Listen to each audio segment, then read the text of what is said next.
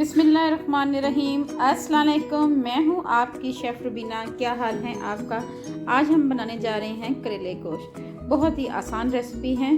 तो आपसे मेरी हम्बल रिक्वेस्ट है, अगर आप मेरे चैनल पर नए आए हैं तो मेरे चैनल को जल्दी जल्दी सब्सक्राइब कर लें। तो फिर देर किस बात की, वीडियो को शुरू करते हैं। जी व्यूअर्स, मैंने 1 किलो करेले लिए हैं और इनको काट लिया अच्छी तरह। देखें आप, इनको मैंने नमक लगा के रख दिया हुआ है। 15 से 20 मिनट के तक इनको मैं नमक लगा के रखूँगी। उसके बाद इनको अच्छी तरह धो लूँगी। जी व्यूअर्स, 1 किलो मैंने गोश्त लिए हैं। उसमें हम ऐड करेंगे प्याज। एक दरमियाने साइज का प्याज ऐड किया है मैंने। साथ ही हम इसमें 1 चम्मच भरकर लहसुन अदरक का पेस्ट ऐड करेंगे। 1 चम्मच भरकर नमक ऐड करेंगे। इसमें हम 2 चम्मच के करीब लाल मिर्च पाउडर ऐड करेंगे। ये देखें, आधा चम्मच हल्दी पाउडर ये ऐड करेंगे और 1 चम्मच भरकर धनिया पाउडर ये ऐड करेंगे।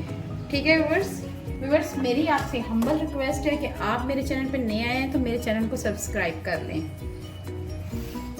आपका सब्सक्राइब करना ये हमारे लिए एक इनाम होता है। अब हम इसमें पानी ऐड करेंगे, तकरीबन 2 गिलास के करीब। 2 से 2.5 गिलास मैंने पानी ऐड कर दिया है। अब इसको हम पकाएंगे जब तक हमारा पानी खुश नहीं रहता। आंच हम दरमियानी कर लेंगे। जैसे ही इसमें बॉयल आएगा तो हम इसमें प्रेशर लगा देंगे। ठीक है व्यूअर्स, कोई मुश्किल नहीं है करेले गोश्त बनाना। एक साइड पे हम करेले बनाएंगे और एक साइड पे गोश्त पकाएंगे। फर्स्ट स्टेप में मैंने आपको बताया कि गोश्त इस तरह मैंने पकाना शुरू कर देना है। साथ ही मैंने करेले जो हैं काट कर रख दिए हुए हैं, तो उसको हम अब अच्छी तरह धो लेंगे। तो उसके बाद उसको फ्राई करेंगे। ठीक है व्यूअर्स। जी व्यूअर्स, ये देखें बॉयल आ चुका हुआ है। अब हम इसको प्रेशर लगाएंगे। ठीक है व्यूअर्स।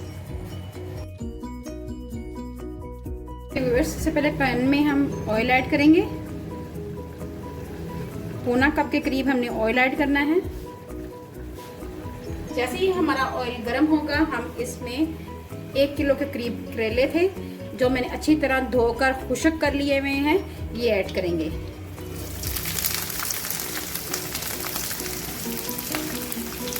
अच्छी तरह मिक्स करेंगे। आंच इनकी मीडियम ही रखनी है ताकि ये अच्छी तरह पक सकें। बहुत हाई फ्लेम भी नहीं करना आपने। ठीक है व्यूअर्स, मेरी कोशिश ये है कि मैं आपको आसान तरीके से आपको रेसिपी बताऊं ताकि आप खुद आसानी से बना सकें। करेले हमें अपनी डाइट में ज़रूर शामिल करने चाहिए, क्योंकि करेले जो है शुगर को कंट्रोल करते हैं। शुगर पेशेंट के लिए बहुत ही मुफीद हैं। तो ये तकरीबन हर वीक में 1 दफ़ा तो लाजमी खाना चाहिए, खासतौर पर शुगर पेशेंट। वरना हफ्ते में या 2 हफ्तों के में 1 दफ़ा तो ज़रूर पकाएंगे आप करेले, क्योंकि ये हमारे जिस्म के लिए बहुत ज़रूरी होती है। इसकी जो कड़वाहट होती है, इसको 5 से 6 मिनट के लिए मज़ीद और पकाएंगे। अभी इसका कलर चेंज हो चुका है तकरीबन, लेकिन थोड़ा सा और करना है हमें। चलिए व्यूअर्स, अब इनको निकालते हैं। ये देखें, इसमें हम इसको निकाल लेंगे। ये देखें, इस तरह निकाल के इसको फैला देंगे। जी व्यूअर्स, तमाम करेले हमने निकाल लिए हैं। अब हम इसमें 3 बारीक कटे हुए प्याज ऐड कर देंगे।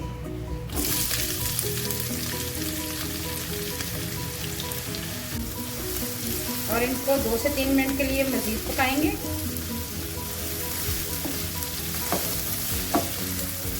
जी व्यूअर्स, ये देखें प्याज का कलर चेंज हो चुका है। अब हमें करना ये है कि इसमें टमाटर ऐड करेंगे और हरी मिर्चें ऐड करेंगे।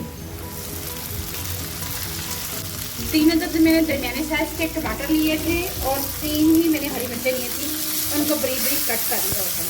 ठीक है व्यूअर्स, अब टमाटरों को गलाने के लिए हम इसके ऊपर ढकना दे देंगे। ठीक है व्यूअर्स, ढक्कन देने से ये है कि टमाटर अपनी ही स्टीम में पक जाएंगे अच्छी तरह, ताकि अच्छी तरह ये गल जाएं। अगेन इसको कवर कर देंगे।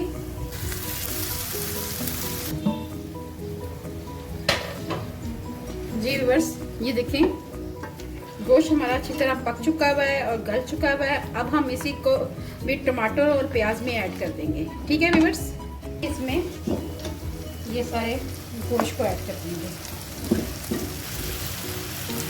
और मिक्स करेंगे। प्याज को अच्छी तरह गोश्त के अंदर मिक्स करेंगे और उसकी 1 से 2 मिनट तक भुनाई करेंगे गोश्त की। और लास्ट में हम ऐड करेंगे अपने करेले जो फ्राई किए हुए थे, बहुत अच्छे फ्राई हुए हुए। ये देखें, ये ऐड करेंगे।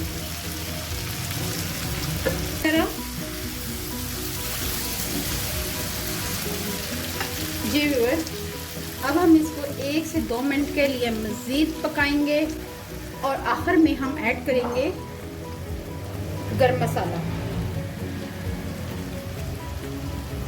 ये ऐड करेंगे। जब गरम मसाला ऐड करेंगे तो फिर हम इसको हल्का सा ढक्कन दे देंगे, वो भी बिल्कुल ऐसे थोड़ा सा खाली रहने देंगे, ऐसे। ठीक है व्यूअर्स, और लास्ट में हम इसमें धनिया ऐड करेंगे।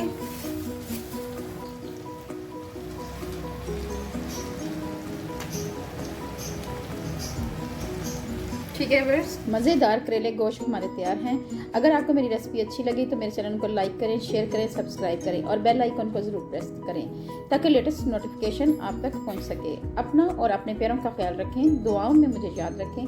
अल्लाह हाफिज़।